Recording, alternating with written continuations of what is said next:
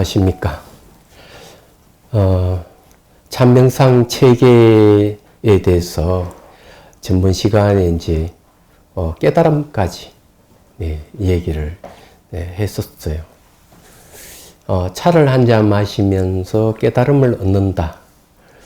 이때까지 한 번도 그것을 생각해 본 적이 없으신 분들이 많을 거라고 생각돼요. 다도는 참명상 체계가 없다.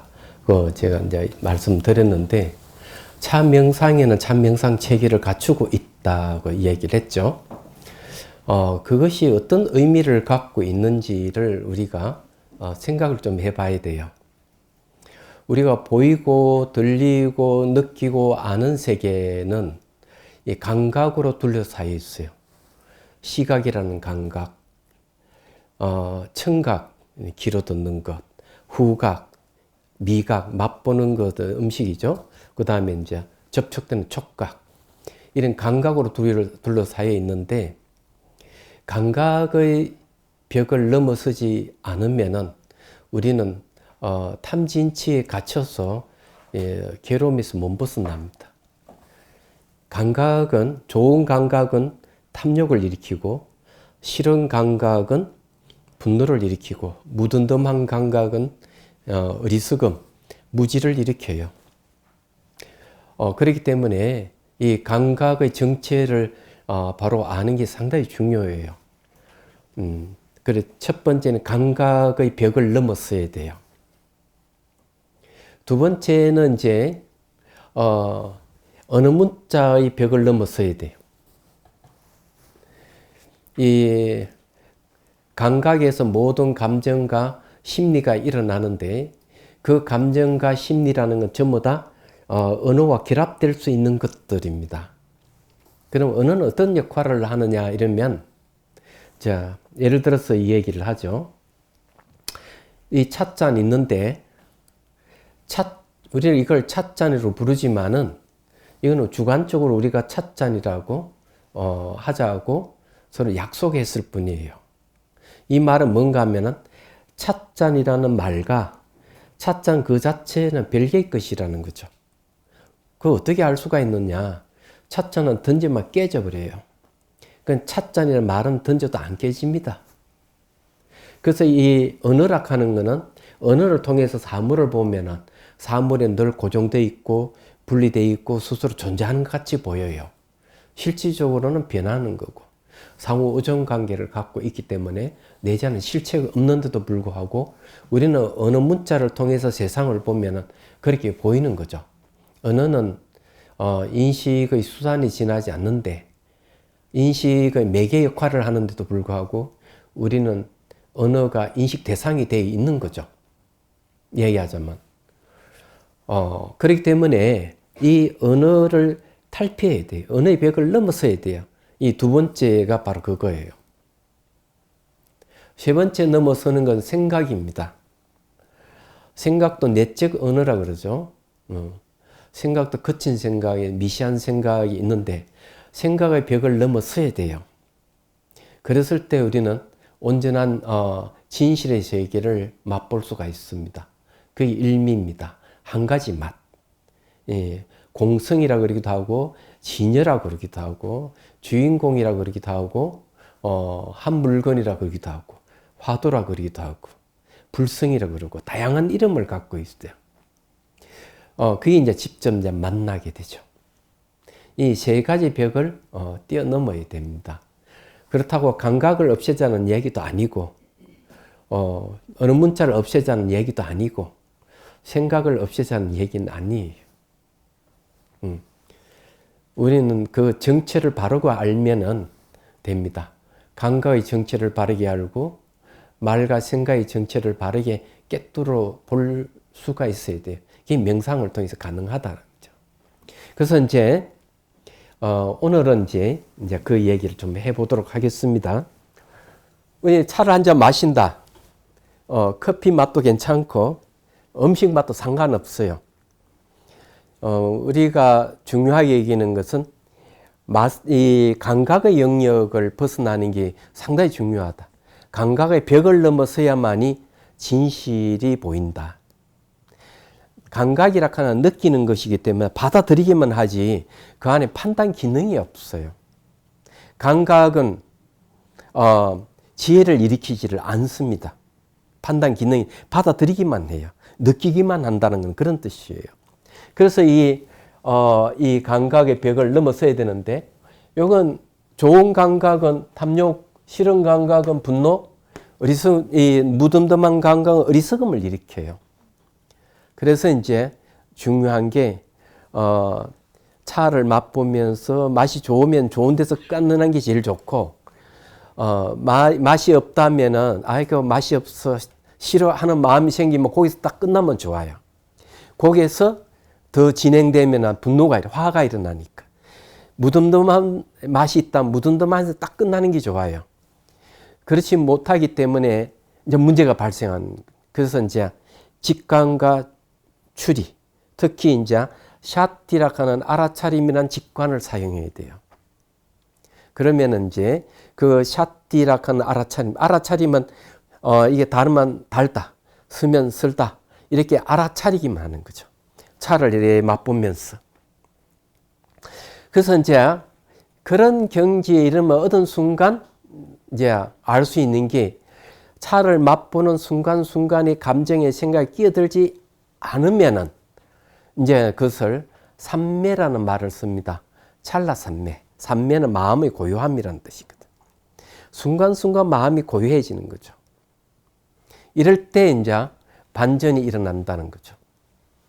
그게 이제 육안으로 볼 수 없는 것을 보기 시작하는, 마음이 눈이 생기기 시작했다는 것. 그게 심안이에요. 심안이 생기면은 우리가 상상도 못할 세계가 펼쳐집니다. 심안이 열렸는지 아닌지 알 수 있는 거는 차를 마시다 보면은 입 안이 보이는 거, 치아가 보이고 혀가 보이고 입 안이 보이는 게예요.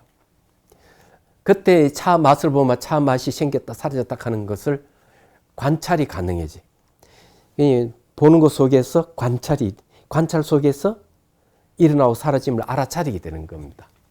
그렇게 될 때 이제 환영이, 이게 환영이라 하는 사실을 이제 알기 시작해요. 어떤 것이 언어에 의해서 이루어진 세계는 다 환영이구나, 실제 하는 게 아니구나. 그래서 여기에 이제 요 단계에 이르게 되면 공통되는 현상이 있어요. 공통되는 것.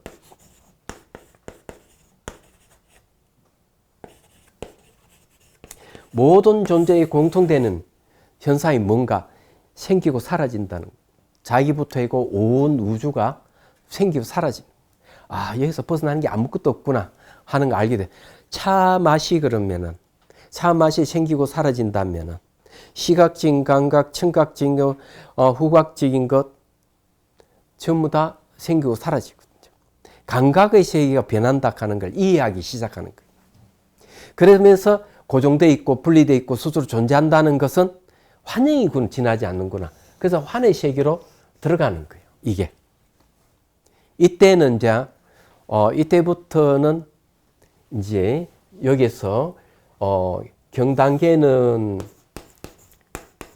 감각의 벽을 넘어서는 거죠.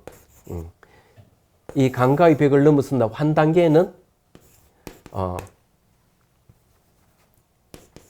말과 생각의 벽이죠. 이 벽을 넘어섭니다. 말하자면 이게 물에 뜬 달과 같고 꿈과 같구나, 물거품 같구나, 이 세계라 하는 게 이런 이해가 되는 거죠. 우리 살고 있는 인생 꿈이다, 환영이다, 이런 얘기 아니에요. 꿈이다, 환영이다 하는 건 부정하는 말이고, 얘는 꿈과 같고 환영과 같다 하는 것은 이제 하나의 비유예요. 실체가 없구나. 이런 그걸 알 수가 있는 거죠. 그래서 이제 말과 생각을 이제 떠나는 거죠. 그래서 이걸 성가에서는 뭐라 그러나 말 이전이라는 말을 쓰고 생각 이전이라는 말을 씁니다. 이전. 이런 말을 많이 들어봤죠. 그래서 이 환단계에서 말 이전, 생각 이전이라는 말을 쓰기 시작하는 거예요. 얘기하자면. 차 맛이라 하는 것은 이제 맛을 계속 보면은 지나간 맛은 돌아오지 않고 미래의 맛은 오지 않을 수 없고 현재의 맛은 머물지 않는다 하는 걸 알게 돼요. 지나간 맛 안 돌아온다 하는 건 뒤끝이 끊어졌다. 미래의 맛은 오지 않을 수 없다 하는 건 앞이 끊어진 거예요. 이걸 앞뒤가 끊어졌다 그래요. 현재의 맛도 머물지 않으니까. 이러면은 무심의 경지에 들어가는 거예요. 잡생각이 안 일어나요. 거기에 머물지 않는데 머물고 있으면 지속적으로 머물 수만 있다면 어떤 생각도 일어나지 않는. 그래서 이제 그런 경지에 들어가는 거예요. 그런 경지에 들어가면서 이제 생각마저 이제 완전하게 미시한 생각마저 떨쳐버리면 이제 공단계다. 공의 뜻은 이 깨달음의 뜻이다. 예. 예. 깨달음은 여기서 얘기하자면. 그 다음에 이제 여기서부터는 공에서 화로 가는. 꽃 화자잖아요. 꽃잎이 중첩되어 있는 것은 모든 상호 의존 관계를 갖고 있다는, 우리 살고 있는 세계는 분리되어 있지 않는 세계라는 얘기예요. 그리고 꽃이 피면 열매를 맺죠. 그래서 이제 완전한 깨달음을 여기에서 이루어지는 겁니다. 화단계는 마치 잠에서 깨듯이 연꽃이 피듯이 완전한 깨달음을 얘기하는 겁니다. 여기서. 그러면은 요것도 깨달음이고 요것도 깨달음, 뭐가 어떤 차이가 있느냐? 공이락하는 깨달음은 의식상에서 모든 번뇌가 없었지만은 잠재되어 있는 번뇌가 남아 있어요. 근데 여기서 잠재되어 있는 번뇌는 요 단계가 완전히 없어지는 겁니다. 자, 그래서 오늘은 요 화단계에 대한 이야기를 좀 하고 싶어요. 그래서 여기에 명상 코칭에 대한 이야기를 이제 하려고 합니다. 야, 이제 보시면은 제가 이렇게 여실공정이라 그랬죠. 이건 대승기신론의 성정본각이라는, 성품이 청정한, 예, 본래 깨달음을 이제 요 네 가지를 얘기를 하고 있습니다. 그래서 이제 여실공경이 있는 것으로 비어 있는 거울로 마음을 비유한 거예요. 그런데 비춤이 없어서 비어 있기만 하지 비추는 게 없어서 무명의 모습이에요. 근데 이제 영향을 주죠. 선지식의 요 선지식입니다. 선지식이 이제 그 영향을 주는 거죠.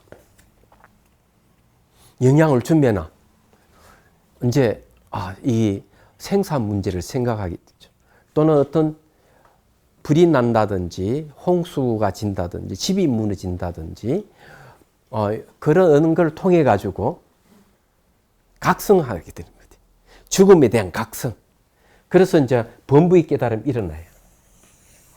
이제 물에 빠졌을 때 사람 살려 하는 거죠. 죽음에 대한 공포. 네. 그 다음에 이제 이 단계로 넘어갑니다. 인훈숙경이라고 하는 거는 이 원인 역할을 한대요. 훈수에 영향을 주는 거울이에요. 그건 지혜입니다. 마음이 이제 각성해가지고 그래서 나타나는 상사각이라고 하는 작은 깨달음. 그 다음에 이제 여기에 수분각이라고 하는 큰 깨달음이 있어요. 그래서 이 인훈숙경에 환과 공 걸쳐져 있는데 이게 환의 끝 단계가 바로 상사각과 동시에 이게 이제 수분각이 됩니다. 수분각은 보살의 깨달음 또는 큰 깨달음. 그럼 요거는 뭘 얘기해요? 물에 빠져가지고 사람 살려 하다가 물에 떠내려가면서 알았어요. 아, 내가 꿈을 꾸고 있구나. 꿈을 꾸고 있기 때문에 꿈속에서 물에 빠져서 흘러가지만 죽지 않는다는 사실을 알아버린 거죠. 죽지 않는다는 사실을 알아요. 그게 상사각이에요. 작은 깨달음이에요. 얘기하자면. 그러고는 이제 꿈은 다 사라져버려요. 꿈이 다 사라져버린다는 것은 무심 상태와 비슷한 거예요. 의식은 성성하게 깨어 있는 거예요. 얘기하자면. 그래서 상사각에 가면 벌써 몽중이려는 무심 상태에서 오매이려락 하는 게 이제 경지에서 넘어서는 거죠. 오매이려에서 깨달음을 얻는 겁니다. 완벽한 깨달음은 아니지만은, 예. 거기에 그러면서 이제 꿈이 없어요. 환영과 같은 데서 완전히 벗어난 거예요. 그래서 큰 깨달음에 이제 이르는데 그것은 이제 잠에 아직까지 취해 있을 뿐이지 꿈은 없어요. 그래서 이제 내가 아직 꿈을 꾸고 있구나 하고 몸부림을 막 치는 거예요. 그래서 탁 깨어나는 게 이제 법춘리경이에요. 구경각입니다. 출리. 모든 건 이제 장애를 벗어난 거울이 된 거예요. 그게 구경각의 경지. 그게 화단계예요. 그러면 또 하나 생기는 게 연훈속경이라고 조건이 되어주는 거죠. 영향을 주. 선지식입니다. 스승이에요. 이제는 내가 깨달아서 중생들을 이제 영향을 주면서 깨게 하는 거죠. 이 꿈속에서 깨어나도록 자꾸 하는 겁니다. 이제 이런 경지에 이른다 이거죠. 그런데 이제 내가 완전한 깨달음을 얻게 되면은 이 여실공경의 인훈속경, 법춘리경, 연훈속경 내용을 싹 다 안다는 거죠. 완전히. 그러면서 이제 선지식이 되어서 중생을 구제합니다. 물론 여기에서 이제 요게 지혜에서도 선지식이 있습니다. 예. 선지식이 있어요. 선지식이라고 하는 거는 잘 알다시피 스승이잖아요. 스승입니다.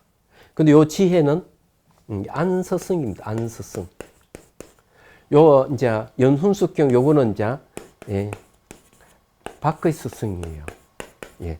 지혜는 내 안에서 번뇌를 없애는 스승 역할을 하는 거예요. 다른 게 아니에요. 그래서 여기에서 벌써 여실공경, 인훈숙경, 법춘리경, 연훈숙경은 다 알고 있어요. 완벽한 건 아니에요. 이것이 영향을 다 영향을 주니까 요도 영향 주고 요도 영향 다 영향을 주는 거예요. 그래서 이제 명상 코칭이 대해서 이제 얘기를 좀 하려고 합니다. 여실공경은 뭘 얘기하는가? 나에게 무한한 잠재력과 가능성이 있다 이런 얘기예요.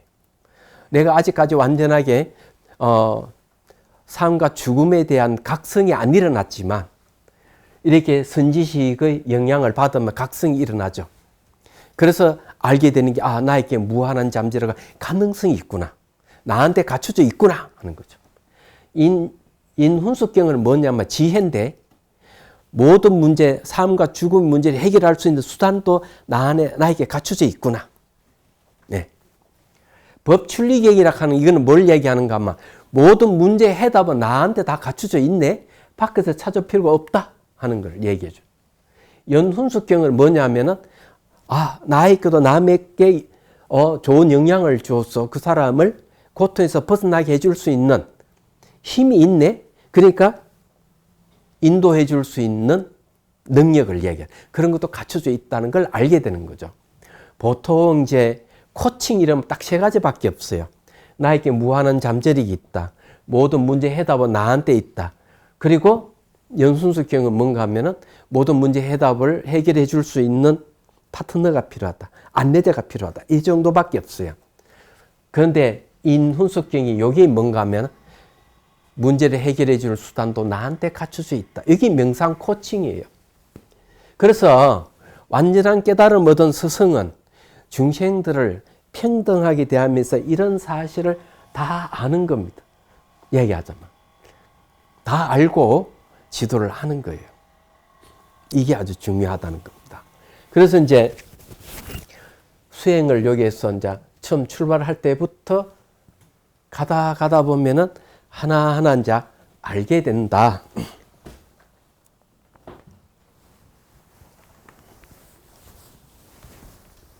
자, 이제 오늘 이제 제가 얘기한 내용은 저런 거예요. 그 여러분들에게 무한한 잠재력 가능성이 있다고 하는 것을 여러분 아셔야 돼요. 얘기하자면 무한한 잠재력과 가능성이라 하는 것은 뭐에 비유하느냐?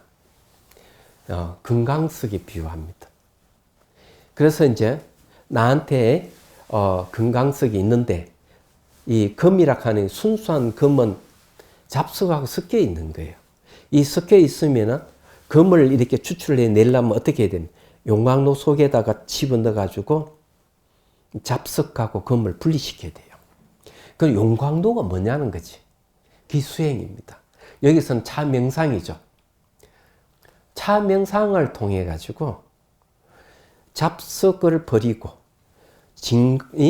진금을 채취하는 거죠. 이거는 초이경전에도 이 수행은 용광로와 같다는 걸 얘기를 하고 있습니다. 그래서 여러분들이 감각의 벽을 넘어설 때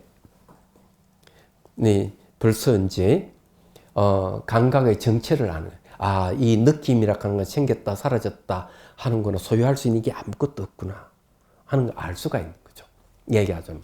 그래서 이 감각으로부터 감정과 심리가 일어나지만 감각의 정체를 알게 되면은 여러분들이 감정과 심리에 속지 않게 되는 겁니다. 그게 상당히 중요한 거죠. 그러면서 잘못 보이던 감각을 통해도 보이던 고정되어 있고 분리되어 있고 스스로 존재하는 것처럼 보던 것들이 싹 바뀌어서 모든 건 변하는구나. 감각을 통해서 다시 이렇게 보니까 변하는 거고 상호 의존하고 있고 스스로 존재하는 실체를 갖고 스스로 존재하는 게 없구나 하는 걸 알게 됩니다. 이제 감각의 벽을 넘어서는 거죠. 그 속에서는 현상은 만족스러운 것이 아무것도 없구나. 불만족스러운 변하니까.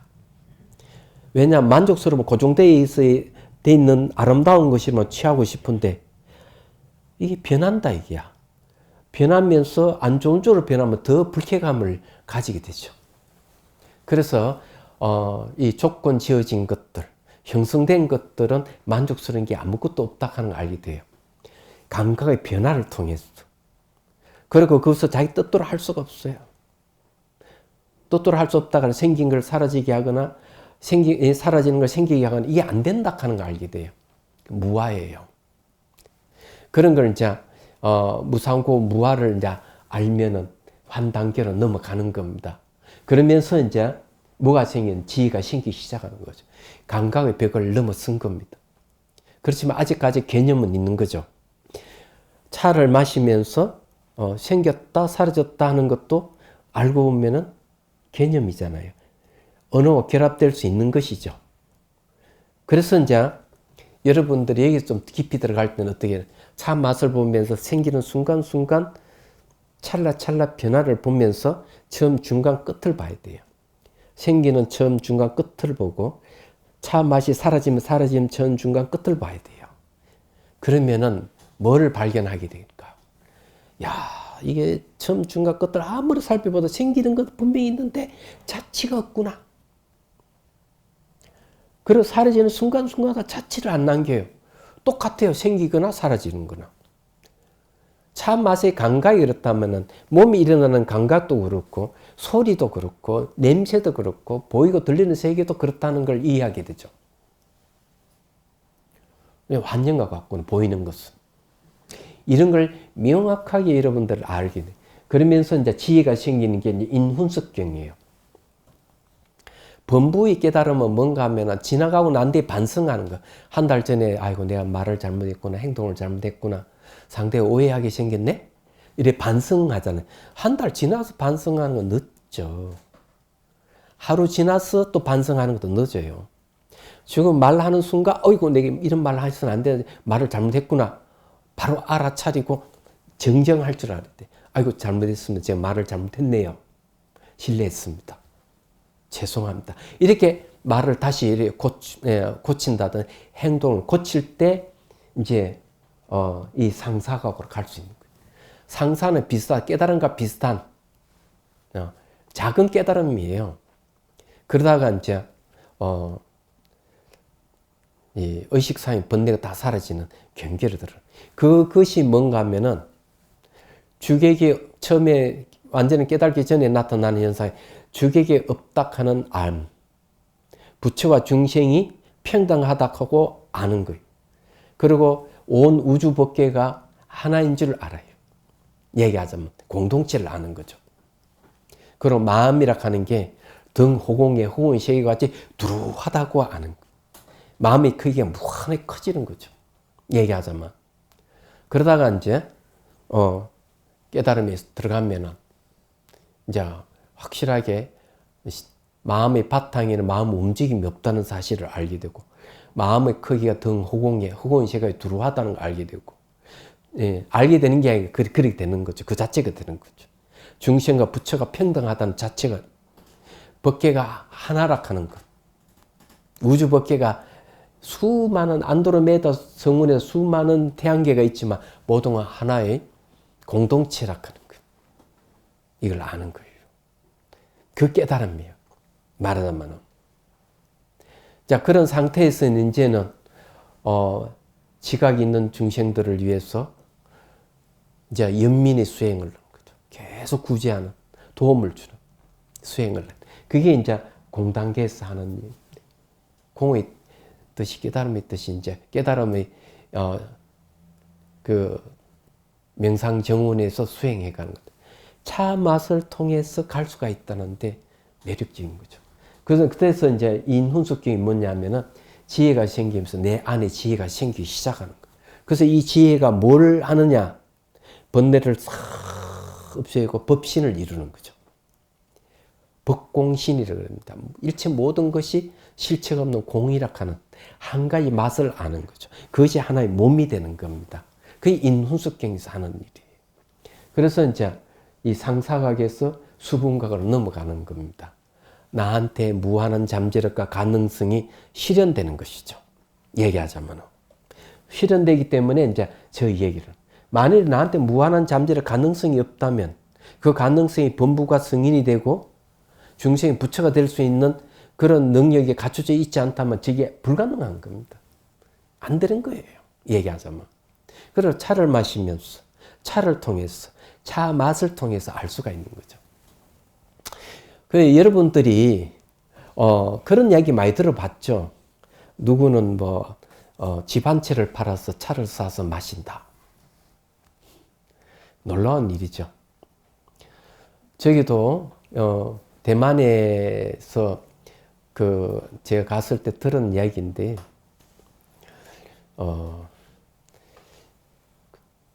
어느 큰 스님을 이제 초청해서 차를 차가 너무 맛있는 거예요. 그런데 이 차를 대접하시는 분이 이렇게 얘기해요. 스님, 차 한 잔이 가치는 약 US$한 $200 정도 됩니다. 차 한 잔에. 스님이 깜짝 놀란 거죠. 근데 알고 보니까 이분이 직업이 원래는 치과의사인데 차에 매료돼가지고 폐업을 해버리고 찻집을 내서 부인과 딸은 열심히 차를 판매하고 자기는 날마다 차 마시고 논다는 거지. 나 깜짝 놀라서 그런 얘기를 듣고 차에 취해가지고. 그러고는 차밭을 사가지고 차를 만들고 1년 내내 마시고 노는 거죠. 그리고 또 다 소비하면 또 1년 또 돈을 벌여가 또 차를 사가 차를 만들어서 마시고 이렇게 하는 분들이 많다는 거예요.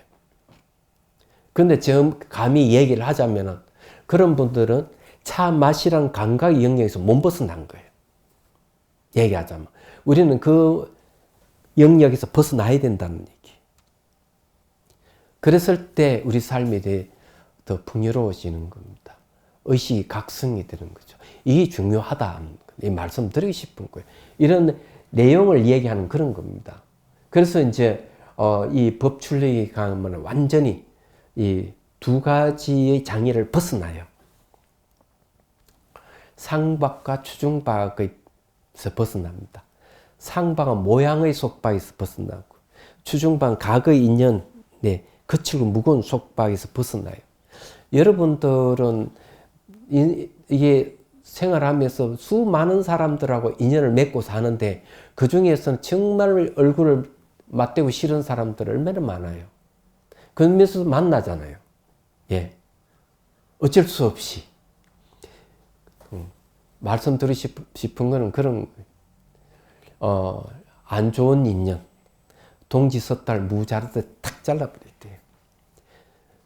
자를 수 있는 거는 지혜가 있어야 돼. 수행, 명상을 통해서 지혜가 생기면 가능성이. 지혜라 하는 거는 이 결단력, 결정력을 얘기하거든요. 지혜가 없는 사람은 우유부단해가 이랬다 저랬다 하지만 지혜가 있는 사람은 자를 건 탁 잘라버리고 일을 할 건 쫙 그냥 밀어붙여서 하는 겁니다. 어리석은 자는 못하죠. 얘기하자면. 그래서 이제 저기 법출리경의 경지에 이르게 되면 이제 완전한 깨달음에 이르게 되면 가능하고, 물론 그 전에 인훈수의 지혜에서 벌써 결정력이 생긴다고 보면 틀림없어요. 상박이라고 하는 거는 여러분들 보이고 들리는 이 모양에 대해서 백화점에 가서 좋은 물건을 가지고 싶어 하는 마음은 어때요? 그게 속박이죠. 저거 사고 싶다. 필요해서 사는 게 아니고. 그래서 이제 이 도자기도 마찬가지거든. 도자기도 좋으면은 가지고 싶어 하는 마음이 생기잖아요. 얘기하자면. 근데 이것은 아주 좋고 안목이 있어야 돼요. 얘기하자면. 그래서 이 돈을 주고 사더라도 돈이 아깝지 않는데 안목이 없는 사람은 사고는 후회를 하고 이러잖아요. 그죠? 그런데 이제 이 도자기 같은 이런 거 살 때도 안목을 갖추는 건 좋아요. 근데 단지 탐욕에 의해서 가지려고 하면 안 되는 거죠. 그래서 대승기신론에서 뭐라고 얘기하는, 이런 얘기를 하는 거예요. 무지의 바람이 불면 마음의 파도가 일어난다. 이렇게. 혹시 빛나는 소리 들으면 감정이 쫙 올라오죠. 바로 그걸 얘기하는 거예요. 감정이 올라오고 화가 쫙 올라오고 마음의 파도가 치는 거예요. 얘기하자면. 그게 전부 다 그걸 상박이라고 합니다. 모양의 속박에 갇혀서 거죠. 그래서 벗어나야 되는 거예요. 얘기하자면. 그래서 이게 중요한 거죠. 그래서 어떤 분이 수행을 하고부터는 백화점에 물건을 살 때 필요한 거 외에 사지 않게 되더라. 왜? 아무리 줘도 나한테 필요 없는데도 옛날에는 사는 경우가 있다. 세일을 하고 이러니까 산다든지 고가의 제품이라 사고 이랬는데 이제는 필요 없는 것은 사지 않는다. 필요한 것만 사게 되더라. 왜? 어차피 저것은 세월이 지나면 변하기 때문에 영원히 소유할 수 있는 게 없다 하는 거 아는 거죠. 그게 이제 형상의 속박에서 벗어나는 순간입니다. 삶이 그렇게 바뀌지는 거예요. 누가 막 비난하고 이러면 화를 내지 않아요. 오히려 그렇게 나한테 비난한 사람을 보면서 마음이 안 됐구나, 자기 인격을 드러내는구나, 이런 알 수가 있는 거죠. 화낼 필요가 없다 이거죠. 이걸 이제 우리 확실히 알아야 된다. 근데 그런 게 이제 완벽하게 해결되는 데가 법출리경이에요. 물론 그 전에도 이제 그런 현상이 생기겠지만은. 그래서 연훈석경에 이제 이르게 되면은 완전한 깨달음에서는 누구든지 평등하게 봅니다. 먼 인연이든 가까운 인연이든 평등하게 늘 보고 그 사람에게 도움을 주려고 그렇게 노력하는 거예요. 인훈숙경에서는 연민의 수행을 할 때는 먼 인연과 가까운 인연을 확실하게 느끼죠. 평등하게 대하지는 못해요. 상상의 수붕한 경지에 가더라도 그렇습니다. 그게 있는 거죠. 그렇지만 연훈숙경의 선지식은 누구든지 평등하게 대한다. 말하자면. 그래서 이제 이런 얘기가 있어요.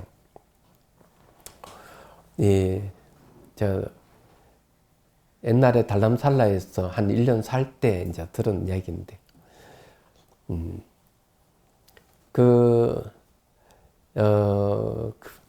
인도에 유명한 그 불교 대학이 있었어요. 나란다사의 불교.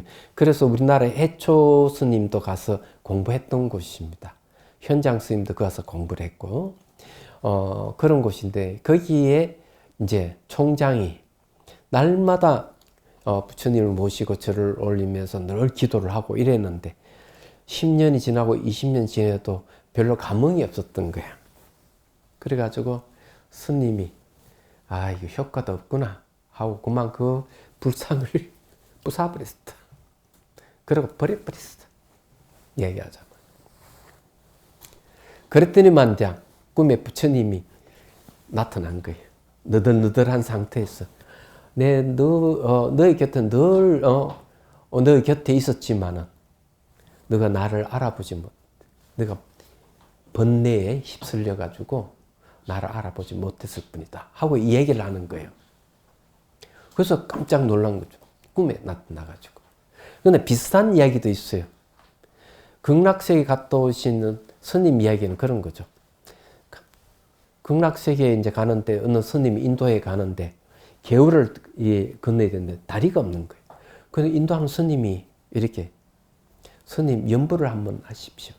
그러니까 그 연부를 아미타불 연부를 하니까 다리가 싹 나타나는 거예요. 그래서 그 다리를 건넜어요. 그걸 물어봤어요. 아니 다리가 없었던 연부를 하니까 다리가 왜 나타났습니까? 하니까 스님이 연부를 했을 때 마음이 청정해짐으로 해서 원래 있던 다리가 나타난 거죠. 다리가 없던 게 아니다. 이게. 번뇌에 가려 있었을 뿐이다. 이렇게 얘기를 하는 거죠. 그래서 이 연혼석경에서는 늘 부처님께서 이렇게 영향을 주는 거예요. 영향을 주는데 꼭 부처의 모습만 나타나는 게 아니다. 다양한 모습으로 나타나서 영향을 주는 거죠. 그래서 이제 이 속에서도 있을 수도 있는 거죠. 그죠? 네. TV 속에서도 있을 수도 있는 거고, 지나가던 사람이 있을 수도 있고, 부처님이 이 세상에 올 때 8,000번 이상 왔다고 하니까, 근데 꼭 부처의 모습으로 나타나는 건 아닌데. 그래서 저렇게 연혼석경은 선지식이다. 스승을 얘기하는 거죠. 말하자면. 그래서 이제 이 내용이 이제 깨달은 자는 내용을 다 알기 때문에 영향을 준다 하는 내용이에요. 차를 이제 한 잔 마시면서 완전한 깨달음에 이를 수 있다면 믿을 수 없겠지만 가능하다는 걸 이제 말씀드리고 이제 전체 내용을 참명상 체계를 다 얘기를 했는데 저게 이제 보면은 명상의 출발, 방향, 목적지 도달하는 방법이 있다면은 도달하는 방법은 참명상이 되겠습니다. 그럼 참명상 기본적으로는 12가지나 됩니다. 12가지의 기본 베이스가 있어요. 그걸 통해서 5, 60가지 응용하는 수행법이 있다는 걸 이제 말씀을 드리고 싶어요. 얘기하자면은. 그래서 이제, 이 참명상을 통해 가지고, 첫 번째, 이 출발, 괴로움을 없애는. 그 다음에 이제 괴로움의 원인인 방향을 잡아서 탐진치를 없애는 수행해 가는 거죠. 근데 그런 단계에서 경환, 공화의 4단계가 나타나는데 이 글자 한자 한자가 그 경지를 나타내는 것이라는 걸 여러분들이 이해하시면 됩니다. 그렇게 해서 완전한 깨달음을 이렇게 하는 거죠. 그 도달하는 게 이제 바로 목적지인데 목적지는 바로 생로병사가 없는 불멸, 불사의 경지인데 바로 열반을 얘기합니다. 다른 말은 일미입니다. 한 가지 맛이에요. 그래서 그것이 이제 중간 목적지가 될 수 있는데 거기에서 이제 완벽한 완전한 목적지는 뭔가 하면 생사에도 머물지 말고 열반에도 머물지 않아야 돼요. 삶과 죽음의 괴로움에서 머물지 않으면 좋아요. 그건 지혜에 의해서. 열반이라 하는 불사의 경지는 머물면 어디 됩니까? 고통받고 있는 사람들, 생명체들을 도울 수가 없어요. 그래서 거기 잠시 머물렀다가 나와야 되겠죠? 그래서 불사, 열반에도 머물지 않는 열반. 그래서 이제 무주처 열반이 최종적인 목적이 된다고 말씀드리고 여러분들이 차를 마시면서 이렇게 수행을 하는 참명상에 관심을 좀 가져주시고요. 예, 그냥 차를 마시고 맛이 좋다 나쁘다 분별하지 마시고 차 맛이 좋다 나쁘다 하면서 감각의 벽을 넘어서고 언어와 생각의 벽을 넘어서시라. 그러면 여러분들이 새로운 삶이 펼쳐진다. 몸이 건강해지고 마음에 깨우침, 깨달음이 온다. 의식이 명료해진다. 세상을 한맛으로 꿰뚫어 볼 수가 있다. 얼마나 좋아요. 그래서 이제 그렇게 이제 말씀드리겠습니다. 자, 차명상은 다도와 격이 다르다. 이렇게 말씀드리면서 이제 강의를 마칠까 합니다.